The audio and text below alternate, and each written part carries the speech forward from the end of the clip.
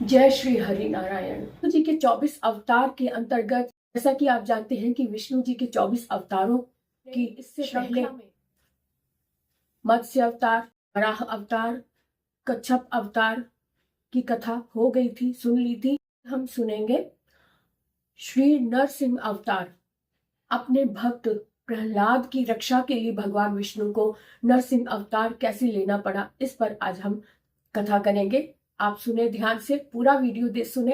पूरा वीडियो सुनकर आपको अच्छा लगे तो इसे शेयर जरूर करें, लाइक करें, और अगर आप नए हैं तो सब्सक्राइब जरूर करें इस चैनल को, क्योंकि इस चैनल पर मैं नई नई चीजें लेकर आती रहती हूँ। आप तक अपनी बात मैं पहुंचाना चाहती हूँ कि हमारे जीवन में, या हम मनुष्य जीवन जब पाया है तो मनुष्य जीवन पाने का अर्थ यह भी है कि हम उन सभी गुणों को भी सीखें, समझें जो भगवान विष्णु ने धरती पर अवतार लेकर हम मनुष्यों के लिए उपकार किया है। हम मनुष्यों को कुछ ना कुछ सिखाया है अपने अवतारों से। उसके बारे में हमें जानना जरूरी है। हमें जानना चाहिए, चाहे हम किसी भी धर्म के हों। हमें यह जानना चाहिए कि भगवान विष्णु हम भक्तों के लिए क्या क्या कर जाते हैं। तो शुरू करते हैं आज की कथा श्री नरसिंह अवतार के बारे में। नरसिंह अवतार क्यों लेना पड़ा, किसके लिए लेना पड़ा, आज की कड़ी में हम सुनेंगे कि जब भगवान ने वराह अवतार लिया था तब हिरण्याक्ष जो कि समुद्र के अंदर धरती को ले गया था, उससे धरती को छुड़ाने के लिए भगवान वराह अपने बड़े बड़े दांतों पर धरती को लेकर समुद्र से बाहर आए। तब समुद्र से बाहर आते हुए हिरण्याक्ष ने उन पर अपनी गदा से घातक प्रहार किया, लेकिन भगवान ने समुद्र के अंदर ही हिरण्याक्ष का वध कर दिया था और धरती को सुरक्षित बाहर ले आए थे। अवतार भी उसी कथा से जुड़ी हुई है, उसकी कड़ी उसी से जुड़ी हुई है, क्योंकि हिरण्यकशिपु हिरण्याक्ष का पुत्र था। हिरण्याक्ष की मृत्यु के कारण दैत्यों में हाहाकार मच गया था। सभी में एक शोक की लहर दौड़ गई थी कि हिरण्याक्ष की मृत्यु हो गई है, जबकि सबसे सर्वश्रेष्ठ और बलशाली हिरण्याक्ष है और हिरण्याक्ष की मृत्यु नहीं हो सकती, यह भ्रम उनमें था। और हिरण्याक्ष की मृत्यु के बाद दैत्यों में हाहाकार जब मच गया, तब हिरण्यकशिपु जो उनका पुत्र था, उसने सबको ढाढ़स बंधवाया, उनको धैर्य बंधाया और कहा कि अब जो हो गया सो हो गया, अब आगे देखेंगे कि आगे क्या करना है। उन्होंने सबको तो ढाढ़स बंधाया, लेकिन वो खुद शांत नहीं रह पाया और उसने अपने मन में संकल्प लिया कि वह कठोर तप करके ब्रह्मा जी को प्रसन्न करेगा और उनसे अमृत का वरदान मांगेगा। जब उसने यह वरदान मांगने की ठान ली, तब वह कठोर तप के लिए जंगलों में चला गया और कठोर तप करके विवश कर दिया। कठोर तप करके ब्रह्मा जी को विवश कर दिया उसे वरदान देने के लिए। और जब ब्रह्मा जी को उसके सामने आना पड़ा, तब ब्रह्मा जी ने कहा, आप अमरत्व के वरदान को छोड़कर कोई भी वरदान आप मांग सकते हैं। जब ऐसा कहा ब्रह्मा जी ने, तो वह सत्य में आ गया, क्योंकि वह तो अमरत्व के लिए ही तप कर रहा था। तब उसके मन में उसके विवेक ने कहा, तो कोई बात नहीं, मैं दूसरे मार्ग से कोई ऐसा वरदान मांगूंगा जो अमरत्व के तुल्य होगा। तब उसने कहा कि ठीक है, जैसा आप कहें, मैं अमृत का वरदान ना मांगकर मैं आपसे यह वरदान मांगता हूँ कि आपकी बनाई हुई सृष्टि में से, आपके बनाए हुए प्राणियों में से कोई भी मेरा वध ना कर सके, ना घर के अंदर ना घर के बाहर, ना आकाश में ना पाताल में, ना ही दिन में ना रात में। इस तरह से जब उसने वरदान मांगा, तब ब्रह्मा जी ने कहा तथास्तु।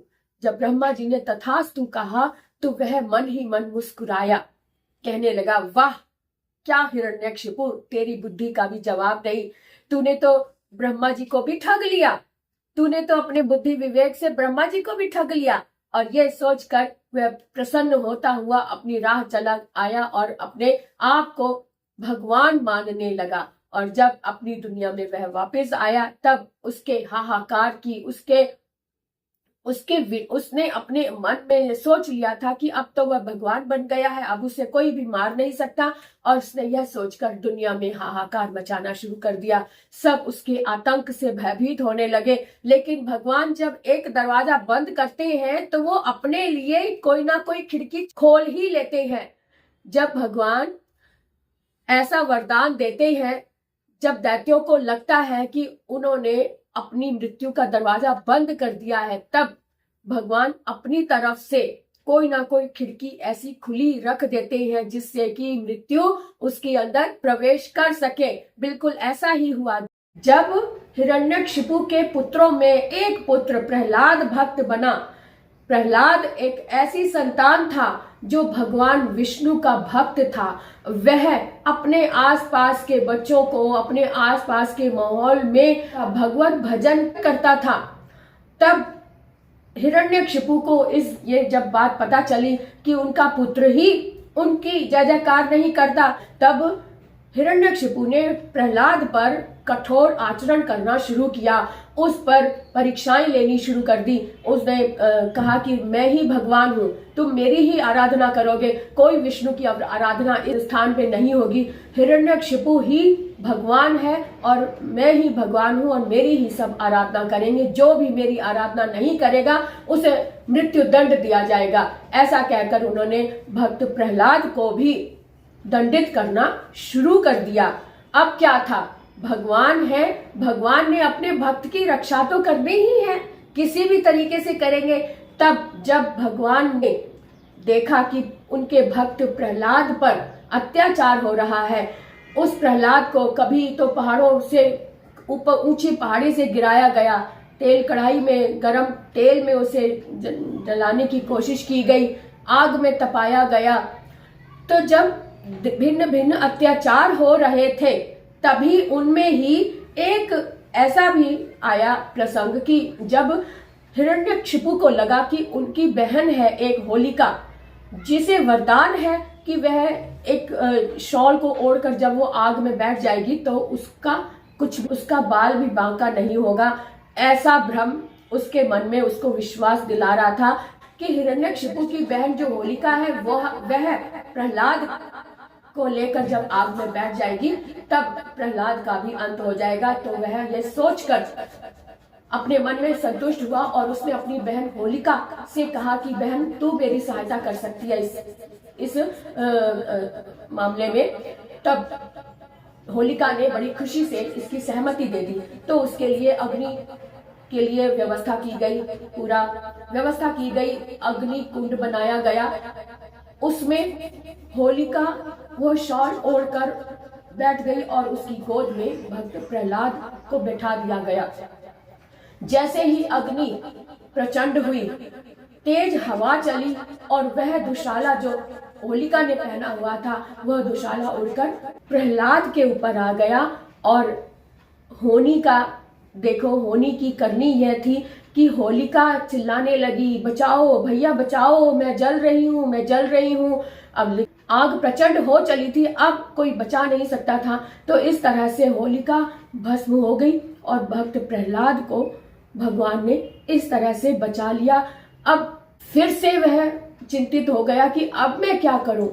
हिरण्यकशिपु ने प्रहलाद से कहा कि ठीक है, देख तेरा भगवान, तू कहता है कि तेरा भगवान कण कण में है, तो मुझे ये बता, ये जो खंबा है क्या इसमें भी है, क्या ये दीवारें हैं इसमें भी भगवान है? तब प्रहलाद ने कहा कि जी पिताजी, इसमें भी भगवान है, कण कण में भगवान है। तब उसने प्रहलाद को दिखाने के लिए अपनी गदा से खंबे पर वार किया। जैसे ही वार किया उसमें से भयानक आवाज निकली, गूंजी, और वह खुद ही डर गया, सहम गया कि यह क्या हुआ। उसने फिर एक और प्रहार किया उसी खंबे में।